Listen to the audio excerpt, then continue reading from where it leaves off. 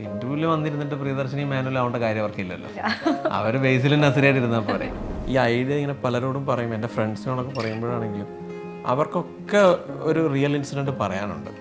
അവരുടെ വീട്ടിലാണെങ്കിലും അങ്ങനെ തൊട്ടടുത്താണെങ്കിലും അവരുടെ വൈഫ് കണ്ടുപിടിച്ച കഥ അല്ലെങ്കിൽ അമ്മ കണ്ടുപിടിച്ച കഥ എല്ലാവർക്കും അങ്ങനെ പറയണം. അപ്പോൾ ബേസിൽ ഇങ്ങനെ ഈ കഥ അറിയാവുന്നതുകൊണ്ടൊക്കെ ഞങ്ങളോട് ഇങ്ങനെ സംസാരിക്കും. പുള്ളി നമ്മളെ മോട്ടിവേറ്റ് ചെയ്യും. ഈ സിനിമ നടക്കേണ്ട സിനിമയാണ്. പുള്ളിക്ക് ഇഷ്ടമായിരുന്നു. ഇത് സിനിമയെ കാണണമെന്ന് പുള്ളി ആസ് എൻ ഓഡിയൻസ് പുള്ളി ഇഷ്ടപ്പെടുന്നു. ഇതൊരു കംപ്ലീറ്റ്ലി ഇതൊരു ഫീമെയിൽ ഡിറ്റക്റ്റീവ് സിനിമയായിട്ട് അവതരിപ്പിക്കുമ്പോഴും ഞാൻ അതിനോട് പറഞ്ഞൊരു പോയിന്റ്, ഇത് കംപ്ലീറ്റ്ലി ഒരു സ്ത്രീപക്ഷ പടമായിരിക്കണം എല്ലാ അർത്ഥത്തിലും. ആക്ച്വലി മാനുവലിൻ്റെ മാനിപ്പുലേഷൻ എന്നുള്ള പേരിടാൻ തന്നെ കാരണം അതാണ്, മാനിപ്പുലേഷൻ. ഗുരുഹമന്താസം എന്ന് പറയുന്ന സിനിമയുടെ തന്നെ മറ്റൊരു ഐഡിയ ആണ്.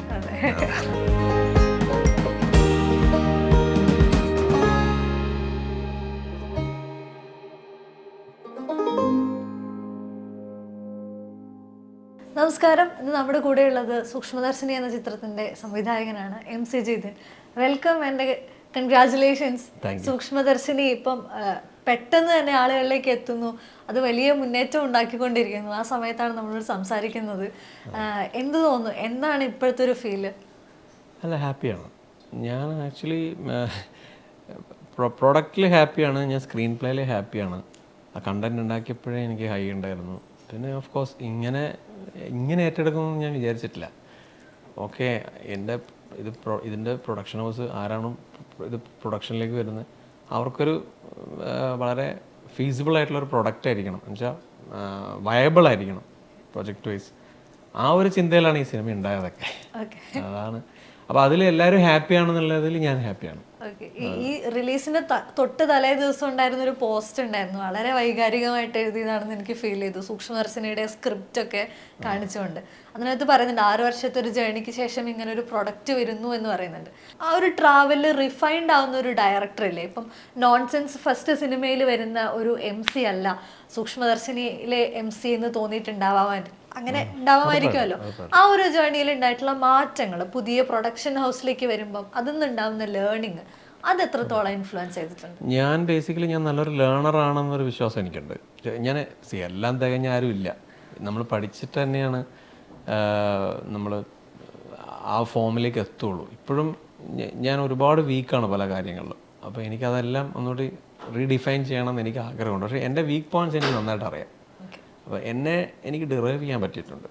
ഞാൻ എന്താണ്, എൻ്റെ ടാലൻറ്റ് എന്താണ്, അല്ലെങ്കിൽ എൻ്റെ വീക്ക് പോയിൻറ്റുകൾ എന്താണ്. അതുകൊണ്ടാണ് ഞാൻ റൈറ്റിങ്ങിലാണെങ്കിലും എല്ലാം എനിക്കൊരാൾ എൻ്റെ കൂടെ, ഈ പോയിന്റിൽ എനിക്കൊരാൾ വേണം, ഈ പോയിന്റിൽ എനിക്കൊരാൾ വേണം, ദാറ്റ്സ് വീക്ക് പോയിന്റ്. അപ്പോൾ അങ്ങനെയാണ് ഞാൻ എപ്പോഴും വർക്ക് ചെയ്തില്ല. നോൺസെൻസിലാണെങ്കിലും അങ്ങനെയാണ്. ഞാനിപ്പോഴും വിശ്വസിക്കുന്നത് നോൺസെൻസ് എന്ന് പറഞ്ഞ സിനിമ ചെയ്യാൻ പറ്റിയത് കൊണ്ട് മാത്രമാണ് സൂക്ഷ്മദർശിനി ഉണ്ടായത്. അല്ല, ഞാൻ ഇങ്ങനെ ഒരു സിനിമ ചിന്തിക്കില്ല.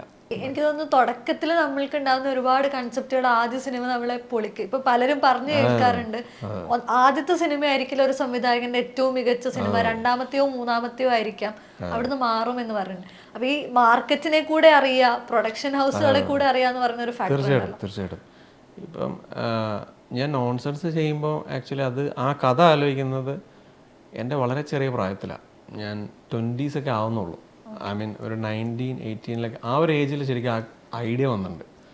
അപ്പോൾ 20s ഒരു തോട്ടാണത്. പക്ഷേ 30s തോട്ടാണ് സൂക്ഷ്മദർശിനി. അപ്പോൾ ആ വ്യത്യാസം എൻ്റെ മെച്യൂരിറ്റിയിലും ഉണ്ടാവും. അപ്പോൾ ഞാൻ ഇനിയും ലേൺ ചെയ്യുമ്പോൾ, ഞാൻ കൂടുതൽ മനസ്സിലാക്കുമ്പോൾ എൻ്റെ സിനിമ നമ്മുടെ ബേസിക് പെർസ്പെക്റ്റീവ് ആണല്ലോ സിനിമയിലും വരുന്നത്.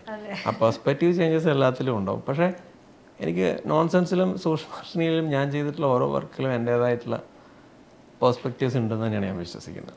ഒരു കോഴ്സ് ഉണ്ട് രണ്ടിലും, അങ്ങനെ എനിക്ക് ഫീൽ ചെയ്തിട്ടുണ്ട്. നോൺസെൻസിൽ പറയുമ്പം ഒരു കുട്ടിയുടെ പെർസ്പെക്റ്റീവിലുള്ള ആ ലോകം, അവനുണ്ടാവുന്ന ചേഞ്ചസ്, ആ കാര്യങ്ങളുണ്ട്. ഇതിനകത്തേക്ക് വരുമ്പോൾ നേരെ സ്വഭാവം തിരിച്ചാണെങ്കിൽ പോലും it is talking about a cause. ആ ഒരു തീരുമാനം, എൻ്റെ സിനിമകൾ ഇത് സോഷ്യൽ ഇമ്പാക്ട്ഫുൾ ആയിരിക്കണം എന്നൊരു ആഗ്രഹം എനിക്കുണ്ട്. ഞാൻ കാണാൻ ആഗ്രഹിക്കുന്നതും അങ്ങനത്തെ സിനിമകളാണ്. ഈവൻ ഹിച്ച്കോക്കിനെ ഞാൻ ഇഷ്ടപ്പെടുന്നത് അതുകൊണ്ടാണ്. ആക്ച്വലി ഹിച്ച്കോക്ക് ഒരു ത്രില്ലർ പറയുമ്പോൾ വെറുതെ ആയിരിക്കില്ല. ഇപ്പോൾ റിയർ വിൻഡോ പോലും ആ കാലഘട്ടത്തെ ഭയങ്കരമായിട്ട് അടയാളപ്പെടുത്തുന്നുണ്ട്. അവിടുത്തെ എക്കണോമിക് ക്രൈസിസ് അങ്ങനെ സോഷ്യലി ഇമ്പാക്ട്ഫുൾ ആണ് ഭയങ്കര പുള്ളിയുടെ എല്ലാ സിനിമകളിലും ആ കോസുകൾ വരുന്നത്. എനിക്കതുപോലെ ജോർദാൻ പെലിയുടെ ഗെറ്റ് ഔട്ട് പറയുന്നത് ഒരു കോമൺ ത്രില്ലറല്ല. അത് എത്രത്തോളം അതിൽ പൊളിറ്റിക്സ് സംസാരിക്കുന്നുണ്ട്, അത് എത്രത്തോളം നമുക്ക്, അതുകൊണ്ട് അത് സ്റ്റാൻഡ് ഔട്ട് ചെയ്യും കാലങ്ങൾ. ഐ മീൻ ഒരു ബേസിക് കണ്ടുപോകുന്ന ഒരു ത്രില്ലറിനപ്പുറത്തേക്ക് നമ്മൾ എന്തോ ഒന്ന് സ്പർശിച്ച പോലെ ഒരു ഫീല് എനിക്ക് അങ്ങനെ ഉണ്ടാവണം. ഉണ്ടായി വരുന്നതായിരിക്കാം ആക്ച്വലി, നമ്മളുടെ ഉള്ളിലെ പെർസ്പെക്റ്റീവ് അങ്ങനെ വരുന്നതായിരിക്കാം റൈറ്റിങ്. എൻ്റെ ഏറ്റവും ഇഷ്ടമുള്ള ഏരിയ റൈറ്റിംഗ് ആണ്. ഞാൻ ഏറ്റവും കൂടുതൽ എൻജോയ് ചെയ്യുന്ന പ്രോസസ്സും ഈ കണ്ടന്റ് ഉണ്ടാക്കുമ്പോഴാണ്. കണ്ടന്റ് ഉണ്ടാക്കുമ്പോൾ കിട്ടുന്ന ഹൈ എനിക്ക് വേറൊരു സമയത്തും കിട്ടാറില്ല ആക്ച്വലി. അതുണ്ടായി വരുവാണല്ലോ. ഈ ആക്ച്വലി ഒരു ഹിച്ച്കോക്കിയൻ ഡ്രാമയിലേക്ക് ഒരു സത്യൻ അന്തിക്കാട് നരേറ്റീവ് വരിക എന്ന് പറയുന്നത് like even for a movie buff ആൾക്കതൊരു ക്രേസി ഐഡിയ ആണ്. ഓഫ് കോഴ്സ് ലൈക്ക് നമ്മൾ രണ്ടും കണ്ടിട്ടുള്ള, രണ്ടും ആസ്വദിച്ചിട്ടുള്ള ഒരു ഓഡിയൻസ് തന്നെയാണ് കേരളത്തിൽ ഉണ്ടാകുന്നത്. പക്ഷെ ഇതിനെ രണ്ടിനെയും കൂടെ ക്ലബ് ചെയ്യുക എന്ന് പറയുന്നത് ഇറ്റ്സ് ലൈക്ക് പലപ്പോഴും നമുക്കതിനൊരു ക്രേസി ഐഡിയ ആയിട്ട് തന്നെയാണ് ഫീൽ ചെയ്യാറുള്ളത്. എന്താണ് ഇതിൽ രണ്ടിലും കണക്ട് ചെയ്യാനായിട്ട് തോന്നിച്ച ഫാക്ടേഴ്സ്? അല്ല, രണ്ടിലും കുറേ കോമൺ എലമെൻറ്റ്സ് എനിക്ക് ഫീൽ ചെയ്തിട്ടുണ്ട്. കാരണം ഗ്രൗണ്ടഡ് ആണ്. സത്യൻ അന്തിക്കാട് സിനിമകളിലെ ക്യാരക്ടേഴ്സ് ഭയങ്കര ഗ്രൗണ്ടഡ് ആണ്, നമുക്ക് ഹൈലി റിലേറ്റബിൾ ആണ്. നമ്മൾ കേരളത്തിൻ്റെ എക്കണോമി തന്നെ മിഡിൽ ക്ലാസ് മെജോറിറ്റി ഉള്ള ഒരു എക്കണോമിയാണ്. അതുകൊണ്ടായിരിക്കാം പുള്ളിയുടെ സിനിമകൾ കൂടുതൽ മലയാളികൾക്ക് ഭയങ്കര റിലേറ്റബിൾ ആണ്. ആ ഗ്രൗണ്ടഡ് ഫീൽ ഹിച്ച്കോക്ക് സിനിമകൾക്കുണ്ട്. ഭയങ്കര ക്യാരക്ടേഴ്സ് ഗ്രൗണ്ടഡ് ആണ്, റിയൽ വേൾഡിൽ സംഭവിക്കുന്നതാണ്. അപ്പോൾ അതുകൊണ്ട് അതിൻ്റെ ജോണർ മാത്രമേ ഞാൻ പ്ലേസ് ചെയ്യുന്നുള്ളൂ. ജോണർ കൊളാബ് ആണ് ബേസിക്കലി സംഭവിക്കുന്നത്. ഇപ്പോൾ വേൾഡ് റിലേറ്റബിൾ ആണ്. സിനിമയുടെ പ്രിമേസ് അതാണ്. ഇങ്ങനെ ഈ രീതിയിലായിരിക്കണം അന്വേഷണവും, ഈ രീതിയിലായിരിക്കണം നമ്മളുടെ കാര്യങ്ങൾ ഗ്രൗണ്ടഡായി നിൽക്കേണ്ടത്. അല്ലാതെ ഒരു പോലീസ് ഇൻവെസ്റ്റിഗേഷൻ ആവരുത്. നമുക്ക് എല്ലാവരുടെയും വീട്ടിലെല്ലാവർക്കും റിലേറ്റ് ചെയ്യാൻ പറ്റുന്ന. ഞാൻ ആക്ച്വലി കഥ ഇങ്ങനെ ഈ ഐഡിയ ഇങ്ങനെ പലരോടും പറയും, എൻ്റെ ഫ്രണ്ട്സിനോടൊക്കെ പറയുമ്പോഴാണെങ്കിലും അവർക്കൊക്കെ ഒരു റിയൽ ഇൻസിഡൻറ്റ് പറയാനുണ്ട്. അവരുടെ വീട്ടിലാണെങ്കിലും അങ്ങനെ തൊട്ടടുത്താണെങ്കിലും അവൻ്റെ വൈഫ് കണ്ടുപിടിച്ച കഥ അല്ലെങ്കിൽ അമ്മ കണ്ടുപിടിച്ച കഥ എല്ലാവർക്കും അങ്ങനെ പറയണം. അപ്പോൾ ഇതിൻ്റെ ഒരു യൂണിവേഴ്സാലിറ്റി എനിക്ക് ബേസിക്കലി ഫീൽ ചെയ്തിട്ടുണ്ട്. ഈ ഒരു ലൊക്കേഷൻ ഉണ്ടാക്കിയെടുക്കുന്നത് എനിക്ക് തോന്നുന്നു ലൊക്കേഷൻ തന്നെ അതിലൊരു കഥാപാത്രമാണ്, സിനിമയിലൊരു മേജർ കഥാപാത്രമാണ്. അതെ, ഇത് കഥ എഴുതുന്ന സമയത്ത് തന്നെ കൊണ്ടുവരിക എന്ന് പറയുന്നത് ഇറ്റ്സ് എ ഡിഫിക്കൽട്ട് ടാസ്ക്. ഇങ്ങനെ ഇന്ന സ്ഥലങ്ങളിൽ ഇന്ന വീടുകൾ ഉണ്ടാവുന്നു, അവിടേക്ക് ആളുകൾ ഇന്ന ദൂരത്തിൽ നോക്കുന്നു, അത് കഥയിലേക്ക് കൊണ്ടുവരിക എന്ന് പറയുന്നത് അത് ഒരു വിഷ്വൽ പോലും അല്ല, നമ്മൾ എഴുതുന്ന ഒരു ഫാക്ടറാണ്. അതിലേക്ക് കൊണ്ടുവരിക എന്ന് പറയുന്നത് ഒരു ശ്രമകരമായിട്ടുള്ള പരിപാടിയല്ലേ? അതെ, ഞാൻ നോൺസെൻസിൻ്റെ സ്ക്രീൻ പ്ലേയിലും ഫസ്റ്റ് പേജ് ആ സ്ഥലത്തിൻ്റെ മാപ്പാണ് ആക്ച്വലി. എനിക്ക് ആ സ്ഥലത്തിൻ്റെ ഡിസ്റ്റൻസും ഈ പറയുന്ന പോലെ അത് കറക്റ്റ് ആയിരിക്കണം ആ മാപ്പെന്ന് എനിക്കൊരു നിർബന്ധ ബുദ്ധി ഉണ്ടായിരുന്നു. നോൺസെൻസ് വർക്ക് ചെയ്യുമ്പോഴും അങ്ങനെ തന്നെയായിരുന്നു. അതൊന്നുമല്ല, ലോജിക്കലി കറക്റ്റ് ആവാൻ വേണ്ടിയിട്ട് ഉള്ളൊരു ശ്രമമാണ്. ഈ സിനിമയ്ക്ക് അത് ഭയങ്കര പ്രാധാന്യമുണ്ട്. ഈ വീട്ടിൽ നിന്ന് നോക്കിയാൽ ഇങ്ങനെ കാണണം, ആസ്മയുടെ വീട്ടിൽ നിന്ന് നോക്കിയാൽ ഈ പോർഷൻ ആയിരിക്കണം കാണേണ്ടത്, സുലുവിന് വിഷൻ കട്ടാവുന്ന മൊമെൻ്റ് ഉണ്ട്, അങ്ങനെ തോമസ് ഏട്ടൻ്റെ വീട്ടിൽ നിന്ന് ഇങ്ങനെ ആ ലുക്ക്. അതുകൊണ്ട് ഞങ്ങളുടെ സൂക്ഷ്മദർശിനിയിലാണെങ്കിലും സ്ക്രീൻ പ്ലേ ഞാൻ കൊടുക്കുമ്പോൾ ഫസ്റ്റ് പേജ് ഈ മാപ്പാണ്. അപ്പം തിരിച്ച് എന്തെങ്കിലും സംശയം ഉണ്ടെങ്കിൽ നമുക്ക് അതിലേക്ക് വരാൻ വേണ്ടിയിട്ട്. അപ്പം ആ വേൾഡിന് അത്ര പ്രാധാന്യം ഉണ്ടെന്ന് വിശ്വസിക്കുന്ന ഒരാളാണ്. എഴുതുമ്പോൾ തന്നെ അത് ഉണ്ടാക്കിയിട്ടാണ് അതിലേക്ക് ഇത് എഴുതി വെക്കുന്നതിനെക്കാട്ടിലും അത് അങ്ങനെ ഒരു ലൊക്കേഷൻ കണ്ടെത്തി അവിടെ അത് ഡിസൈൻ ചെയ്തെടുക്കുക എന്ന് പറയുന്നത് വേറൊരു ടാസ്ക്കാണ്. ഇതൊന്നും അതിലെ എക്സിക്യൂട്ടീവ് പ്രൊഡ്യൂസേഴ്സ് ആയിട്ടുള്ള സനൂ താഹിറും ഇംതിയാസ് ഖദീറുമാണ് എന്നാണ് ഞാൻ പോസ്റ്ററിൽ കണ്ടത്. അപ്പം അവരുടെ ഒരു ഇതില്ലേ ലൈക്ക് ഇൻപുട്ട് ഉണ്ടാവില്ല, അങ്ങനെ ഒരു സ്പേസ് സെറ്റ് ചെയ്യുക, അതിലേക്ക് വേണ്ട സാധനങ്ങൾ എത്തിക്കുക എന്ന് പറയുന്ന ഒരു ഫാക്ടർ ഉണ്ട്. അത് പലപ്പോഴും നമ്മൾ അധികം അഡ്രസ്സ് ചെയ്യാതെ പോകുന്ന കൂടെയുള്ള ഒരു ശ്രമമാണ്. അത് എത്രത്തോളം ഈ സിനിമയെ ഇങ്ങനെ ആക്കിയെടുക്കാനായിട്ട് സഹായിച്ചിട്ടുണ്ട്? അയ്യോ, അത് ഈ ലൊക്കേഷൻ കണ്ടെത്താൻ വലിയ ടാസ്ക്കായിരുന്നു ആക്ച്വലി. വർഷങ്ങളുടെ തപ്പിയിട്ടും കിട്ടിയില്ല. അവസാനം ആഡൊക്കെ കൊടുത്തു, പത്രത്തിൽ പരസ്യം ചെയ്തു, സോഷ്യൽ മീഡിയ എല്ലാം നമ്മൾ പത്രത്തിലും കൊടുത്തു. ഒരു ബേസിക് ഷോട്ട് നടത്തിയിട്ടാണ് നമ്മൾ അതിലേക്ക് ചെക്ക് ചെയ്യുന്നത്. അപ്പം അങ്ങനെ പോയി കാണുന്നു, കണ്ടങ്ങനെ നമ്മൾ ഇപ്പം ഷൂട്ട് ചെയ്ത ആ സ്ഥലം ലൊക്കേഷൻ നമ്മൾ ഫിക്സ് ചെയ്യുന്നു. അപ്പം ഇഷ്ടപ്പെട്ടു. ഇപ്പോൾ ഒരു വീടുണ്ട്, തൊട്ടിപ്പുറത്തെ വീട്ടിൽ താമസക്കാരുണ്ട് ഓൾറെഡി. അപ്പോൾ ഇവരെ മാറ്റി താമസിപ്പിച്ചാൽ മാത്രമേ പ്രിയദർശിനിയുടെ വീടായിട്ട് നമുക്ക് ഷൂട്ട് ചെയ്യാൻ പറ്റുള്ളൂ. അത് മാത്രമല്ല, ചെറിയ കൺസ്ട്രക്ഷനും ആവശ്യമുണ്ട്, കുറച്ചധികം കൺസ്ട്രക്ഷൻ ആവശ്യമുണ്ട്. അപ്പോൾ അവിടെ നമ്മൾ എക്സിക്യൂട്ടീവ് പ്രൊഡ്യൂസേഴ്സ് ആക്ച്വലി അവരുടെ വർക്ക് നടന്നത് എക്സാക്ട്ലി അവരെ കൺവിൻസ് ചെയ്യാനും അവരെ മാറ്റി വേറെ വീട്ടിൽ താമസിപ്പിക്കാനും ഒക്കെ എടുത്ത വലിയ എഫർട്ടാണ്. അവര് വില്ലിങ് ആയിരുന്നു അത് കൺസ്ട്രക്ഷൻ അവരെ കൺവിൻസ് ചെയ്യേണ്ടി വന്നു. അത് കൺവിൻസ് ചെയ്യുന്നതിൽ ഇപ്പോൾ ഇംതിയാസ് കഥയ്ക്കൊക്കെ ഭയങ്കര വലിയ പങ്ക് വഹിച്ചിട്ടുണ്ട് അതിനകത്ത്. അതായത് അല്ലെങ്കിൽ ഇത് നടക്കില്ല പ്രോജക്റ്റ്. അവർ എടുത്ത എഫേർട്ട് അത് ഭീകരമായ എഫേർട്ടാണ്. കൺവിൻസ് ചെയ്യാന്നൊക്കെ പറയുന്നത് ചെറിയ കാര്യമല്ല ആക്ച്വലി. നമ്മൾ താമസിക്കുന്ന ഒരു വീട്ടിൽ വന്നിട്ട് ഒരാൾ വന്നിട്ട് നിങ്ങൾ ഇവിടുന്ന് മാറണം എന്ന് പറഞ്ഞാൽ നമുക്ക് മാറാൻ പറ്റും. അത്ര ഈസി അല്ല വരുന്നു അവരെ കൺവിൻസ് ചെയ്ത് മാറ്റിയെടുക്കുക എന്ന് പറയുന്നത്. ഇതിന്റെ പ്രൊഡക്ഷൻ ഹൗസ് തന്നെ ഹാപ്പി അവേഴ്സ് നമുക്ക് ഏറ്റവും ഇപ്പം എൻ്റെയൊക്കെ പ്രിയപ്പെട്ട ചിത്രങ്ങളൊക്കെ വന്നിട്ടുള്ള ഒരു പ്രൊഡക്ഷൻ ഹൗസ് ആണ്. പേഴ്സണലി പറയല്ലെങ്കിൽ ഇപ്പം നീലാകാശമാണെങ്കിൽ അവിടെ നിന്ന് തുടങ്ങി ഇപ്പം ഡിയർ ഫ്രണ്ട് ആണെങ്കിലും സുഡാനി ആണെങ്കിലും ഇത്തരം സിനിമകൾക്കൊക്കെ ഒരു സോള് വേണമെന്ന് നിർബന്ധമുള്ള ആളുകൾ കൂടിയാണല്ലോ. അപ്പൊ അവരിലേക്ക് ഈ കഥ എത്തുന്നത് അവരുടെ കൂടെയുള്ള ഒരു ജേർണി എനിക്ക് പറഞ്ഞറിയിക്കാൻ പറ്റാത്ത അത്രയും എക്സ്പീരിയൻസ് കിട്ടിയിട്ടുണ്ട്. അത് കഴിഞ്ഞ ഒരു 2020 മുതൽ ഞാൻ അവരുടെ കൂടെയാണ് താമസവും ഒക്കെ അവരുടെ കൂടെ തന്നെയാണ്. അപ്പം എനിക്ക് ആ ഒരു 4 വർഷം എനിക്ക് അവിടെ നിന്ന് കിട്ടിയിട്ടുള്ള ബന്ധങ്ങളും അതുപോലെ തന്നെ നോളജും അവരുടെ എക്സ്പീരിയൻസുകൾ ഷെയർ ചെയ്യുമ്പോൾ കിട്ടുന്നതും നമ്മൾ ഷൂട്ടിനെക്കാട്ടിലും ഉപരി നമ്മൾ സ്ക്രീൻ റൈറ്റിംഗ് സമയത്ത് ഒരുമിച്ച് നിൽക്കുമ്പോൾ നമുക്ക് അവരുടെ ഇൻ്റലക്ച്വലും കൂടിയാണ് മനസ്സിലാവുന്നത്. അവരുടെ ആ പാർട്ടാണ് നമ്മൾ ഇന്നാവുന്നത്. അപ്പം ഷൂട്ട് എല്ലാ സിനിമയ്ക്കും ഞാൻ വിശ്വസിക്കുന്നത് ഒരേ പെയിനാണ്. രാവിലെ 6 മണിക്ക് ഇറങ്ങുന്നു, വൈകുന്നേരം എല്ലാത്തിനും ഒരു സെയിം പെയിനുണ്ട്. പക്ഷേ നമ്മൾ അതർ സൈഡ് ഒരു കണ്ടന്റ് വർക്കാവണമെന്നുണ്ടെങ്കിൽ ആ കണ്ടന്റാണ് നന്നാവുണ്ട്. ഷൂട്ടിനെക്കാട്ടിലും ഉപരി കണ്ടന്റ് നന്നാവുമ്പോഴാണ് സിനിമ മൊത്തത്തിൽ എല്ലാവർക്കും വർക്ക് ചെയ്യാൻ പറ്റുള്ളൂ. അപ്പം എനിക്ക് ആ പാർട്ടിൽ അവരുടെ കൂടെ വർക്ക് ചെയ്യാൻ പറ്റി എന്നുള്ളതാണ്. അവരുടെ ഇൻ്റലക്ച്വൽ ഏരിയയിലേക്ക് എനിക്ക് കൂടുതൽ നിൽക്കാൻ പറ്റി. അവരുടെ പേഴ്സ്പെക്റ്റീവ്സിൽ എനിക്ക് നിൽക്കാൻ പറ്റി എന്നുള്ളിടത്ത് അത് ഭയങ്കര വലിയൊരു എക്സ്പീരിയൻസ് ആണ്. പിന്നെ ഹാപ്പി അവേഴ്സിനെ പോലത്തെ ഒരു കമ്പനിക്കാണ് ഈ കണ്ടന്റ് കൺസീവ് ചെയ്യാൻ കഴിഞ്ഞത്. അപ്പം ഇങ്ങനെയൊരു ഫീമെയിൽ ഡിക്റ്റേറ്റീവ് സിനിമ ബുദ്ധിമുട്ടാണ് ആക്ച്വലി. അങ്ങനെ ഒരു ബിസിനസ് വൈസ് ഒക്കെ ആണെങ്കിൽ അതിങ്ങനെ കോൾ എടുക്കുക എന്ന് പറയുന്നത് എല്ലാവർക്കും ചെയ്യാൻ പറ്റില്ല. അപ്പം അവരതിൻ്റെ കൂടെ തന്നെ നിന്നു.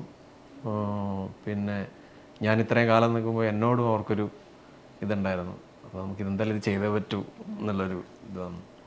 അപ്പോൾ അത് ഉറപ്പായിട്ടും അത് അവരുള്ളത് കൊണ്ട് മാത്രമാണ് ഈ സിനിമ നടന്നതെന്ന് വിശ്വസിക്കുന്നത് ഞാൻ. ഇതേ കഥ പറഞ്ഞ സമയത്ത് മുന്നേ വേറൊരു അഭിമുഖത്തിൽ പറഞ്ഞൊരു കാര്യം ഓർമ്മ വന്നത്, ബേസിൽ നിങ്ങളുടെ ഫ്ലാറ്റിൽ വരുമായിരുന്നു, അവിടെ വെച്ച് സംസാരിക്കാറുണ്ടായിരുന്നു, ഇപ്പൊ കഥയെ പറ്റി ബേസിൽ അപ്പോഴേ അഭിപ്രായങ്ങൾ ഉണ്ടായിരുന്നു എന്ന് പറഞ്ഞിട്ടുണ്ട്. അതിനുശേഷം ബേസിൽ ചിത്രത്തിലേക്ക് പിന്നീടാണ് ഇന്നാവുന്നത്, ഈ കഥാപാത്രത്തെ ചെയ്യുന്നത് ബേസിലാണെന്ന് പിന്നീടാണ് തീരുമാനിക്കുന്നതെന്ന് പറഞ്ഞു. ആ സമയത്ത് എൻറ്റയർലി മാറാണല്ലോ ആളുടെ പെർസ്പെക്റ്റീവ്. അതെങ്ങനെ ഫീൽ ചെയ്തു? സിനിമയ്ക്ക് എത്രത്തോളം അത് ഒരു ഇമ്പാക്റ്റ് ഉണ്ടാക്കിയിട്ടുണ്ട്? ബേസിൽ ആക്ച്വലി സമീർക്ക് പറഞ്ഞിട്ടാണ് അവൻ ഈ കഥ അറിയാവുന്നത്.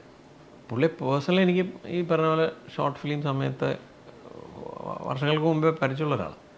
അപ്പോൾ പുള്ളി അവിടെ എൻ്റെ പോസ്റ്റ് പ്രൊഡക്ഷൻ സമയത്തൊക്കെ മിന്നൽ മുരളിയുടെ പോസ്റ്റ് പ്രൊഡക്ഷൻ സമയത്ത് വരുമ്പോൾ ഞങ്ങളവിടെ ഉണ്ട്, ഞാനും ലിബിനും അവിടെ ഉണ്ട്. അപ്പം ബേസിലിങ്ങനെ ഈ കഥ അറിയാവുന്നതുകൊണ്ടൊക്കെ ഞങ്ങളവിടെ ഇങ്ങനെ സംസാരിക്കും. പുള്ളി നമ്മളെ മോട്ടിവേറ്റ് ചെയ്യും. ഈ സിനിമ നടക്കേണ്ട സിനിമയാണ്. പുള്ളി ഹിച്ച്കോക്ക് ഫാനാണ്.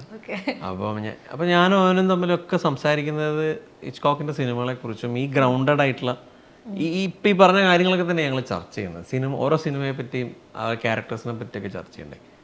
അപ്പം പുള്ളിക്ക് ഇഷ്ടമായിരുന്നു ആക്ച്വലി ഇത് സിനിമയെ കാണണമെന്ന്. പുള്ളി ആസ് എൻ ഓഡിയൻ പുള്ളി ഇഷ്ടപ്പെടുന്നുണ്ട്. അപ്പോൾ പിന്നെയാണ് ഞങ്ങൾ ആക്ച്വലി നസ്രിയൊക്കെ വരുന്ന സമയത്താണ് പിന്നെ ബേസിലിനെ കുറിച്ച് ചിന്തിക്കുന്നത്. ബേസിൽ ഭയങ്കര എക്സൈറ്റഡ് ആയിരുന്നു ഇത് സിനിമ ചെയ്യാൻ എന്നാണ് ഞാൻ വിചാരിക്കുന്നത്. പുള്ളി പെട്ടെന്ന് ഇന്നായുണ്ട്. കണ്ടന്റും അതെ, ഹാപ്പി ഹവേഴ്സ് എന്നുള്ള കമ്പനി ഒക്കെ വന്നപ്പം ബേസിൽ സിനിമ ചെയ്യാൻ തീരുമാനിക്കുകയാണ്.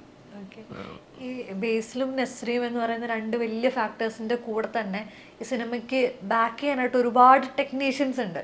അത് മലയാള സിനിമയിലെ തന്നെ ഏറ്റവും മുൻനിരയിൽ നിൽക്കുന്ന ടെക്നീഷ്യൻസ് തന്നെയാണ് ഇതിൽ വർക്ക് ചെയ്തിട്ടുള്ളത്. ഇപ്പം എഡിറ്റർ ആണെങ്കിലും ശരി, മ്യൂസിക് ഡയറക്ടർ ആണെങ്കിലും ശരി, സിനിമാറ്റോഗ്രാഫർ ആണെങ്കിലും ഇവരെല്ലാവരും മലയാള സിനിമയിൽ ഒരുപാട് കാലമായിട്ട് നിൽക്കുന്ന ഏറ്റവും ഹിറ്റല്ലയോ അത് വേറെ ഫാക്ടർ, പക്ഷെ അവരുടെ കഴിവിന്റെ പരമാവധി അവർ എപ്പോഴും തരുന്ന ആളുകൾ കൂടെയാണ്. ഈ ഒരു ടെക്നിക്കൽ ടീം വന്നിട്ടുള്ള ഒരു കോൺഫിഡൻസ് ഇല്ലേ, അത് എത്രത്തോളം ഉണ്ടായിരുന്നു? തീർച്ചയായിട്ടും അതും ഭയങ്കര എക്സ്പീരിയൻസ് ആയിരുന്നു ആക്ച്വലി അവരോട് വർക്ക് ചെയ്യാന്ന് പറയുന്നത്. അവരുടെ അടുത്തൊന്നും ഞാൻ ലേൺ ചെയ്യുന്നുണ്ട്.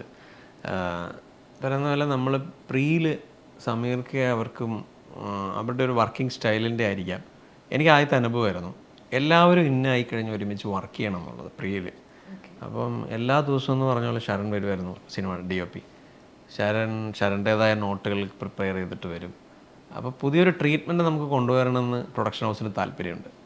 അപ്പോൾ ഞങ്ങളെ കൊണ്ട് അവർ ചർച്ച ചെയ്യിപ്പിക്കുമായിരുന്നു എല്ലാ ദിവസവും. ഞങ്ങൾ ഒരു ഓഫീസ് സ്പേസ് പോലെ ഞങ്ങൾ വർക്ക് ചെയ്തിട്ടുണ്ടായിരുന്നു. അപ്പോൾ അതിൽ ചമൻ വരും, ശരൺ ഉണ്ടാവും, എൻ്റെ അസിസ്റ്റൻറ്റ് ഡയറക്ടേഴ്സ് ഉണ്ടാവും. അപ്പം അവരെടുക്കുന്ന റിസർച്ച് വേറെയുണ്ട്, നിബിൻ, ട്വിങ്കിൾ, മിഥുൻ. കാരണം ഇവരൊക്കെ ആ സമയം മുതലേ അതിൻ്റെ അകത്ത് ഫുള്ള് ഇന്നാണ് ആക്ച്വലി. അവരൊക്കെ നമ്മൾ ഈ സ്ട്രഗ്സ് വർക്ക് ചെയ്യുമ്പോഴാണേലും നമ്മൾ നിബിനോടൊക്കെ ആണെങ്കിലും ആർട്ട് ഡിപ്പാർട്ട്മെൻറ്റ് കൈകാര്യം ചെയ്ത പുള്ളിയാണ്. അപ്പോൾ ആർട്ടിൽ എത്രത്തോളം നമ്മൾ ഡീറ്റെയിൽ ചെയ്യണം പുള്ളി അതിനനുസരിച്ച് റിസർച്ച് ചെയ്യുന്നുണ്ട്. ഇവരെല്ലാവരും അവരവരുടെ കോസ്റ്റ്യൂമൊക്കെ എന്ന് വെച്ചാൽ നമ്മളൊരു 3 മാസം നീണ്ടു നിൽക്കുന്നൊരു കഥയാണ് ആക്ച്വലി.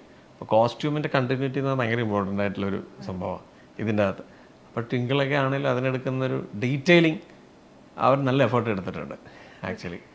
ഇതിൽ മ്യൂസിക് ആണെങ്കിലും അതെ, ലൈക്ക് ആദ്യം മുതൽ അവസാനം വരെ ഇതിൻ്റെ പുറകിൽ മ്യൂസിക് ഉണ്ടെങ്കിൽ പോലും ആളുകളെ അവിടെ മ്യൂസിക് ഉണ്ട് അല്ലെങ്കിൽ ഒരു ബാക്ക്ഗ്രൗണ്ട് സ്കോർ കൊടുത്ത് നിങ്ങളെ ബൂസ്റ്റ് ചെയ്യുകയാണെന്ന് ആളുകൾക്ക് തോന്നിപ്പിക്കാത്ത വിധത്തിലാണ് അത് പോകുന്നത്. എനിക്ക് തോന്നുന്നു അതിനകത്ത് ക്രിസ്റ്റോ സേവിയർ അത്യാവശ്യം നല്ല രീതിയിൽ വർക്ക് ചെയ്തിട്ടുണ്ട്. നിങ്ങൾ ബുദാപെസ്റ്റിൽ പോയിട്ട് ലൈവ് റെക്കോർഡിംഗ് ഉണ്ടാവുന്നു. അപ്പം അങ്ങനെ ഒരുപാട് ബാക്ക്ഗ്രൗണ്ട് സ്റ്റഡീസ് അതിന് പുറകിൽ വരുന്നുണ്ട്. പല സ്ഥലത്തെയും കോമ്പോസിഷൻസും ഫ്രഷ് ആണ്. ഇപ്പം നമ്മളൊരു ഹോളിവുഡ് സിനിമയിൽ കാണുന്നത് പോലെയുള്ള ഇമ്പാക്റ്റ് ഉണ്ടാക്കുന്ന ഒരു ബാക്ക്ഗ്രൗണ്ട് സ്കോർ തോന്നിയിട്ടുണ്ട്. അത് നിർബന്ധം ഉണ്ടായിരുന്നോ? കഥയുടെ മുകളിലേക്ക് ഇത് നിൽക്കരുത് എന്നുള്ള നിർബന്ധം? അല്ല, ആക്ച്വലി ക്രിസ്റ്റോ ആയിട്ടുള്ള ഒരു കമ്മ്യൂണിക്കേഷനിൽ ഒറ്റ കാര്യം ഞങ്ങൾ ഇത് ചെയ്തിട്ടുള്ളൂ, ഓർക്കസ്ട്രേഷനിലായിരിക്കണം ഇതിൻ്റെ ഒരു പോണ്ടെന്നുള്ളൊരു കാര്യം ഞാൻ ക്രിസ്റ്റോ ആയിട്ടുള്ളൊരു ചർച്ചയിലുണ്ടായത്. ബാക്കിയൊക്കെ ക്രിസ്റ്റോയുടെ തീരുമാനങ്ങളാണ്. ബുദാപെസ്റ്റും ഈവൻ പിന്നെ പുറത്തുനിന്നൊക്കെ ആൾക്കാർ പ്രോഗ്രാം ചെയ്തിട്ടുണ്ട്. അത് ക്രിസ്റ്റോയുടെ കൺവിക്ഷനാണ്, 100% അത് അവൻ്റെ ഇതാണ്. പിന്നെ ക്രിസ്റ്റോയുടെ ഏറ്റവും വലിയ ക്വാളിറ്റി ഫീൽ ചെയ്തത് ആ പുള്ളി അത് ഒരു സാധനം ചെയ്തുകൊണ്ടിരിക്കുമ്പം പുള്ളി അതേ ചെയ്യുള്ളൂ. കുറേ പ്രൊജക്ട്സ് എടുത്തിട്ട് അത് അങ്ങനെ പെട്ടെന്ന് അടിച്ച് തീർക്കുക അങ്ങനെയുള്ളതല്ല. പുള്ളി അതിൽ മാനസികമായും ശാരീരികമായും ഇൻവോൾവ് ചെയ്യുന്നത് നമുക്ക് കാണാൻ പറ്റും. പുള്ളി അതിനനുസരിച്ച് ഇൻസ്ട്രുമെൻറ്റ്സ് ഒക്കെ ഉണ്ടാക്കി പുള്ളി പ്രത്യേക സൗണ്ടിങ് ഒക്കെ ക്രിയേറ്റ് ചെയ്തിട്ടൊക്കെ പുള്ളി ഭയങ്കര എക്സ്പെരിമെൻ്റ് ചെയ്യുന്ന ഒരാളാണ്. എനിക്കത് ഭയങ്കര ഹൈ ആയിട്ട് തോന്നിയിട്ടുണ്ട്. പുള്ളി വളരെ ചെറുപ്പമാണ്, പക്ഷേ പുള്ളി ഭയങ്കര എക്സ്പെരിമെൻ്റ് ചെയ്യാൻ ഭയങ്കര ഇതുള്ളൊരു ആളായിട്ട്. പുള്ളി ബ്രഹ്മയോഗം അങ്ങനെ പുള്ളി കാണിച്ചു തന്നിട്ടുണ്ട് ഞങ്ങൾക്ക്. ബ്രഹ്മയോഗം ചെയ്യുമ്പോൾ ഉണ്ടാക്കിയ ഓരോ എക്യുപ്മെൻറ്റ്സ് വെച്ച് പുള്ളി തന്നെ ഉണ്ടാക്കിയെടുത്ത കുറേ ഇൻസ്ട്രുമെൻസും ഭയങ്കര ഇൻട്രസ്റ്റിംഗ് ആയിട്ടുള്ള ഒരു ഇതാണ് പുള്ളി കൺസീവ് ചെയ്യുന്നത്. അതങ്ങനെ. പിന്നെ പുള്ളി ലൊക്കേഷനിൽ വരുമായിരുന്നു ഷൂട്ട് നടക്കുമ്പോൾ. ഇടയ്ക്കിടയ്ക്ക് ഈ ലൊക്കേഷൻ വിസിറ്റ് ചെയ്യാൻ വരും. അപ്പോൾ സീൻസൊക്കെ കാണും. സീൻസ് പുള്ളിക്ക് അയച്ചു കൊടുക്കും. അങ്ങനെ 10-25 ദിവസം കഴിഞ്ഞപ്പോൾ ക്രിസ്റ്റോ ഒരു മ്യൂസിക് അയച്ചു തന്നു എല്ലാവർക്കും. അതാണ് എൻ്റെ തീം മ്യൂസിക്. അത് വർക്കായിരുന്നു എല്ലാവർക്കും. നസ്രിക്ക് ഈ കഥ നരേറ്റ് ചെയ്ത് കൊടുത്തിട്ട് അവരിതിനകത്ത് ഇന്നാവുന്ന ഒരു ഫാക്ടർ ഞാൻ പറഞ്ഞു തുടങ്ങി. ഒരു 10-15 മിനിറ്റിനുള്ളിൽ തന്നെ ഇന്നാവുന്ന എനിക്ക് ഫീൽ ചെയ്യുന്നുണ്ടായിരുന്നു റിയാക്ഷൻ ചെയ്യുന്നത്. അപ്പോൾ എനിക്ക് ഒരാളടുത്ത് ഇപ്പോൾ ഞാൻ നിങ്ങളുടെ അടുത്ത് സംസാരിക്കുമ്പോഴാണെങ്കിൽ തന്നെയും നിങ്ങൾ എനിക്ക് തരുന്ന റിയാക്ഷൻ അനുസരിച്ചായിരിക്കും ഞാൻ കൗണ്ടർ സംസാരിക്കും. അപ്പോൾ അത് എന്നാൽ കണ്ടൻറ്റിൽ നിന്ന് വിട്ടു പോകാനും പറ്റില്ല. അപ്പം ഞാൻ അതിനൊരു പെർഫോമിങ് ആർട്ടായിട്ടാണ് കാണുന്നത്. അപ്പം ആ പെർഫോമിങ് ആർട്ട് വർക്കാവണം ആക്ച്വലി. അപ്പം എന്നാൽ നമ്മൾ കണ്ടൻറ്റ് അത് തന്നെ ആയിരിക്കും ചെയ്യണം. എന്നാൽ ചില കാര്യങ്ങൾ വർക്കായാലും നമ്മളത് വിടണം ആക്ച്വലി. അത് അപ്പം ചിലപ്പോൾ പുതിയ കാര്യങ്ങൾ ഉണ്ടാവുകയും ചെയ്യും സ്ക്രീൻ പ്ലേയിൽ തന്നെ. ആ പ്രോസസ്സ് ചിലപ്പം എനിക്കെപ്പോഴും ഇങ്ങനെ പറയുമ്പം പുതിയ അഡീഷൻസ് വരാറുണ്ട്. അപ്പം ഞാൻ അച്ഛൻ്റെ അടുത്ത് ഇങ്ങനെ പറഞ്ഞുകൊണ്ടിരിക്കുമ്പോൾ പുള്ളിക്കാരുടെ റിയാക്ഷൻ വളരെ എനിക്ക് ഭയങ്കര വീണ്ടും സാധനങ്ങൾ വരാൻ ഉള്ളൊരു എനിക്കും ഇത് ചെയ്യുന്നുണ്ട്. അതായത് ഒരാൾ അതിനെ എൻജോയ് ചെയ്യുന്നുണ്ടെന്ന് കാണുമ്പോഴേ അപ്പം എനിക്കും അത് കൊടുക്കാൻ ഉള്ളൊരു എനർജി ഉണ്ടായിരുന്നു. ചില സ്ഥലത്ത് അത് കിട്ടില്ല. ചില സമയത്ത് പെട്ടെന്ന് തീർത്ത് പോകണമല്ലോ, കാരണം ഇയാൾക്ക് വർക്കാവുള്ളതെന്ന് നമുക്ക് തോന്നും. പക്ഷേ ഒരാൾ നമുക്കത് തരുമ്പോൾ നമ്മൾ കൂടുതൽ എനർജി. അപ്പോൾ ഞാൻ നല്ല ടൈം എടുത്തിട്ടാണ് അത് പറഞ്ഞത്. പുള്ളിക്കാരിക്ക് അത് ബോറടിച്ചിട്ടുമില്ല. അപ്പോൾ ഞാൻ അങ്ങനെ പറഞ്ഞു പോയി. പുള്ളിക്കാരി ഇടയ്ക്ക് ചോദ്യങ്ങൾ ചോദിക്കാൻ തുടങ്ങി. അപ്പോൾ ഞാൻ പറഞ്ഞു ഇതിന് പേ ഓഫ് ഉണ്ട്, വരും കാരണം അവസാനം ക്ലൈമാക്സ് ഒക്കെ പറഞ്ഞു കഴിയുമ്പോഴത്തേക്കും പുള്ളിക്കാരി സാറ്റിസ്ഫൈഡ് ആയിരുന്നു. എനിക്ക് എക്സൈറ്റ്മെൻറ്റ് കാണാനുണ്ടായിരുന്നു. വിത്തിൻ ഡേയ്സ് അത് അധികം സമയമൊന്നും എടുത്തില്ല. സമീർക്കെ വിളിച്ചിട്ട് പുള്ളിക്കാരി ചെയ്യുവാണോ നല്ല ഡിസിഷൻ. ഈ സിനിമയിലെ കഥാപാത്രങ്ങളിലേക്ക് വന്നാൽ എനിക്ക് ഭയങ്കര ഇൻട്രസ്റ്റിംഗ് ആയിട്ട് തോന്നിയൊരു കഥാപാത്രം സിദ്ധാർത്ഥ് ഭരതൻ അവതരിപ്പിക്കുന്ന ഒരു ക്യാരക്ടറുണ്ട്. അയാൾ ആക്ച്വലി ഒരു ന്യൂറോ സർജൻ ആണ്.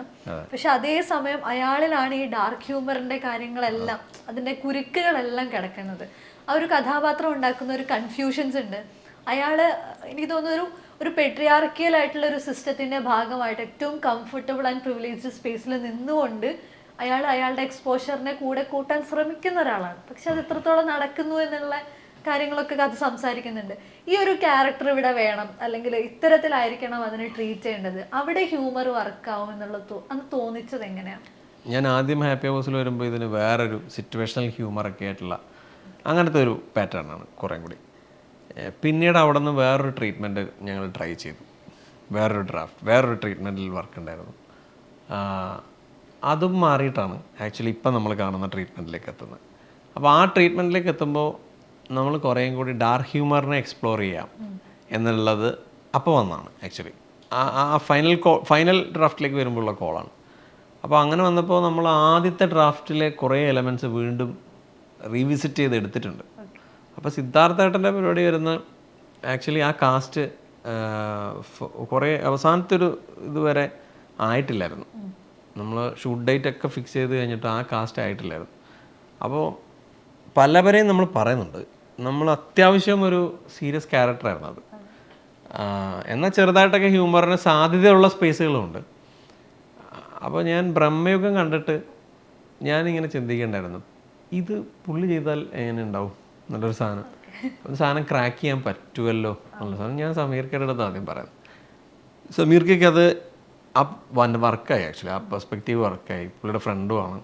അപ്പോൾ പെട്ടെന്ന് തന്നെ അത് പുള്ളിയിലേക്ക് വരുന്നു. പിന്നെ നമ്മൾ ആ ക്യാരക്ടറിൽ വീണ്ടും റീവർക്ക് ചെയ്ത് സീനുകളൊന്നും മാറിയിട്ടില്ല, സെയിം സീനുകൾ തന്നെ. ആ സീനിൽ ഡിറൈവ് ചെയ്യാൻ പറ്റുന്ന ചില പോയിന്റുകളുണ്ടായിരുന്നു.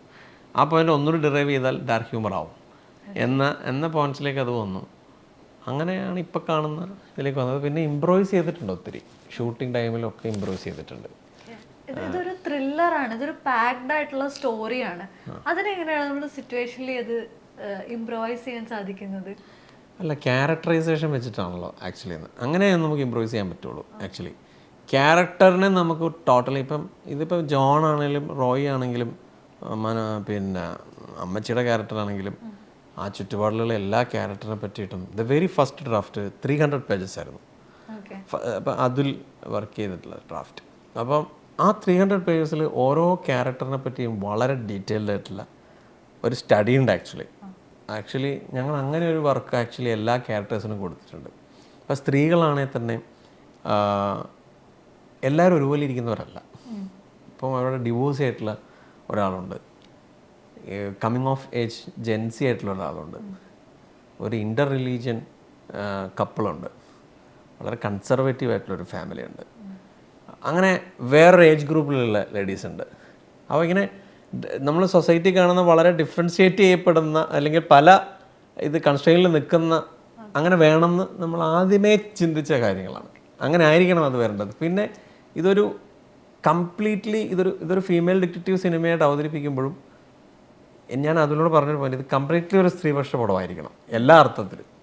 നമ്മൾ അതിൻ്റെ എന്ത് റീസൺ എടുത്താലും അത് നമ്മൾ എന്തായാലും അങ്ങനെ ഒരു ചലഞ്ച് എടുക്കണം, അങ്ങനെ ഒരു കോൾ എടുക്കുകയാണ് ആക്ച്വലി. നമ്മൾ എന്തായാലും അത് ചലഞ്ച് എടുക്കണം. അപ്പം പിന്നെ നമ്മൾ മാക്സിമം എക്സ്പ്ലോർ ചെയ്യണം ആ പെർസ്പെക്റ്റീവിൽ. അങ്ങനെയാണ് അത് ആദ്യമേ ഉണ്ടായ ആ ഡ്രാമയിൽ അങ്ങനെ ഒന്നാണ്. അവിടെ എനിക്ക് വന്ന ചെറിയൊരു എതിരഭിപ്രായം കൂടെ ഞാൻ പറയുന്നത്, അതിലൊരു സിംഗിൾ മദർ വരുന്നുണ്ട്. Single mother is easily getting exploited അവിടെ.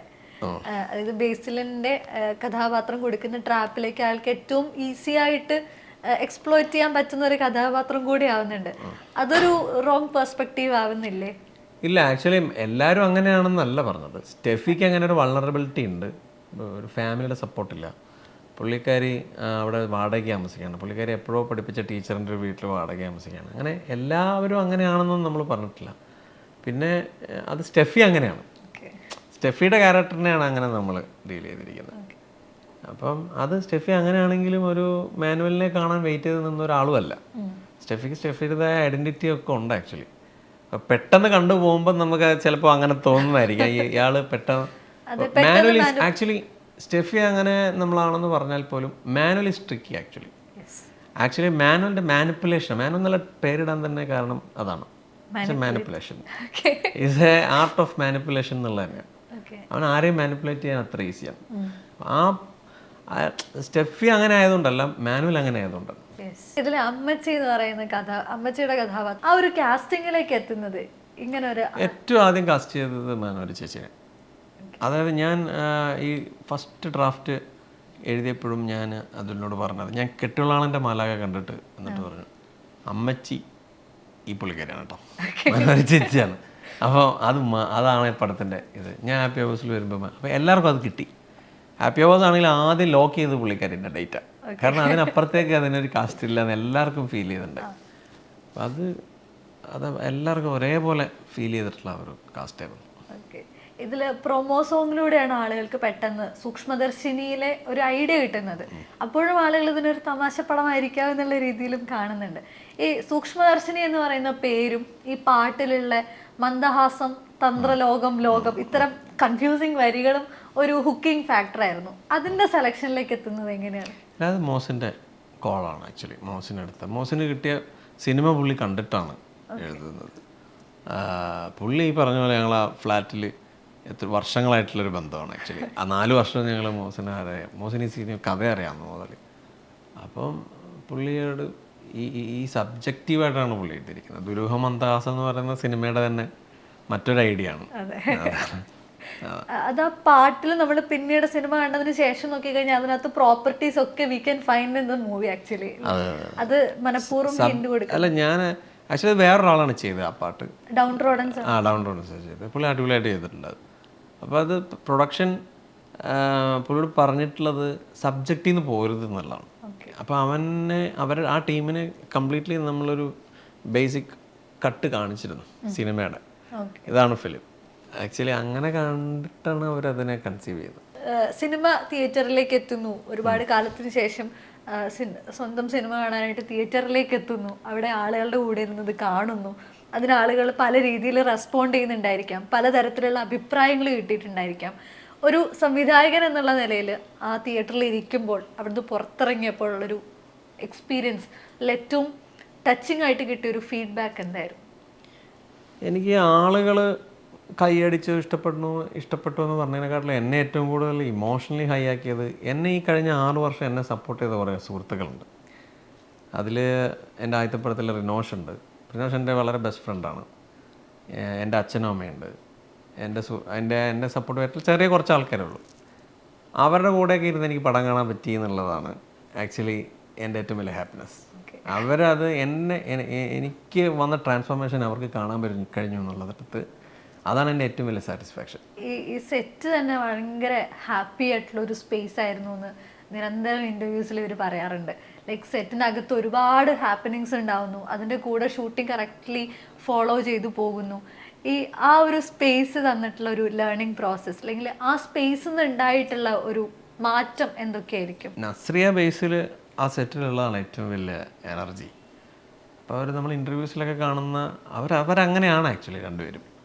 അപ്പം ഷൂട്ടിനാണെങ്കിലും അവർ അങ്ങനെ തന്നെയാണ്. ഫ്രെയിമിലേക്ക് വന്ന് ഷോട്ട് എടുക്കുമ്പോഴാണ് അവർ പ്രിയദർശിനിയും മാനുവലും ആവുന്നത്. അല്ലാത്ത സമയത്ത് അവർക്ക് പ്രിയദർശിനി മാനുവൽ ആവേണ്ട കാര്യമില്ലല്ലോ. അപ്പോൾ അല്ലാത്ത സമയത്ത് നമ്മളെ ഏറ്റവും കൂടുതൽ സ്ട്രെസ് റിലീഫായിട്ട്, അവരില്ലാത്ത ദിവസം ഭയങ്കര ബോറടിയാണ് ആക്ച്വലി. അവരുള്ളപ്പോഴാണ് അവിടെ ഒരു എനർജിയൊക്കെ ഉള്ളത്. അതിലൊരാളുള്ളപ്പോഴാണ്, രണ്ടുപേരും കൂടെ ഒരുമിച്ചുണ്ടെങ്കിലാണ് അത് കൂടുതൽ എനർജി ആവുന്നത്. അപ്പം നമ്മൾ ആ ഇൻ്റർവ്യൂസൊക്കെ ഹിറ്റ് ആവുന്നു എന്ന് പറഞ്ഞ പോലെ തന്നെ നമുക്കും വർക്ക് ചെയ്യുമ്പോൾ ആ എനർജി ഉണ്ടായിരുന്നു.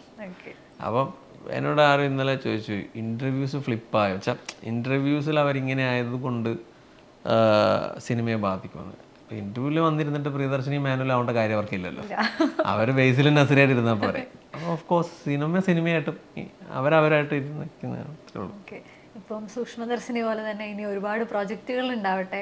ആ പ്രോജക്റ്റുകളെല്ലാം മലയാള സിനിമയിൽ എപ്പോഴും ഓർത്ത് വയ്ക്കാൻ പറ്റുന്ന, അല്ലെങ്കിൽ മാർക്ക് ചെയ്ത് പോകാൻ പറ്റുന്ന തരത്തിലുള്ള സിനിമകളാവട്ടെ. ഞാൻ സൂക്ഷ്മദർശിനി ചെയ്തത് കൊണ്ട് എൻ്റെ അടുത്ത സിനിമ നന്നാവണമെന്നില്ല. ഞാൻ ആ കണ്ടന്റ് എത്രത്തോളം നന്നാക്കിയാൽ മാത്രമേ ആ സിനിമ നന്നാവുന്നുള്ള എല്ലാ ബോധ്യവും എനിക്കുണ്ട്.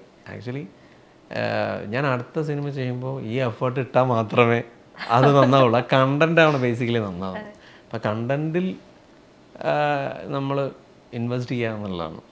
കണ്ടൻറ്റിനെ മനസ്സിലാക്കുന്ന പ്രൊഡക്ഷൻ ഹൗസുകൾ ഉണ്ടാവട്ടെ എന്നാണ് ഞാനും ആഗ്രഹിക്കുന്നത്, വ്യക്തികളെക്കാട്ടിലും.